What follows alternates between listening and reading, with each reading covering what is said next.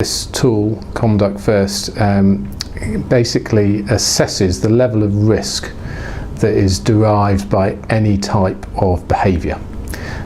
So that risk can be conduct risk in the case of financial services. It could be cybersecurity risk that is derived by people not shutting their laptops on time, or whatever it might be. Any type of people-related risk, this is what this tool helps to identify. And really the genesis of it did come out of financial services, because our clients were telling us they really needed to be able to define what good conduct was in their organisations. They needed to be able to measure it, and they needed to be able to change it.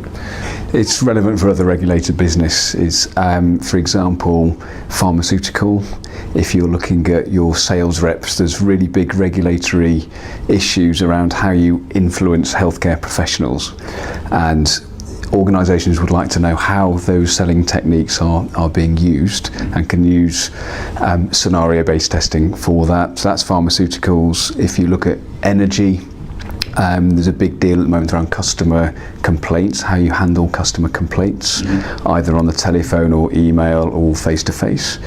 It is relevant for all types of business, actually, at all sizes. So our sort of foundation level use of the tool is actually a fully self-service option, where people can select scenarios out of a library that we have created that are specific to their industry, and administer the survey themselves and get automated reporting back.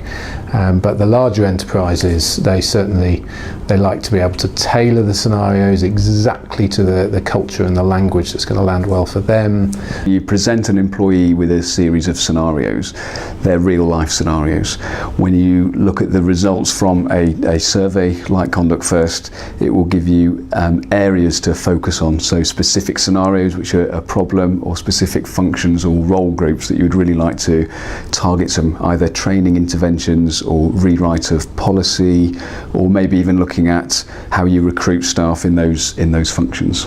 Scenario-based or situational judgment tests are fairly common in recruitment processes at the moment. Conduct First, for example, is a scenario-based testing. So if you're looking to change the risk culture of a function or an organisation, one way of doing that is to make sure that the people you're bringing into the business do have the right behaviours that line up with the values and behaviours that you want as an organisation.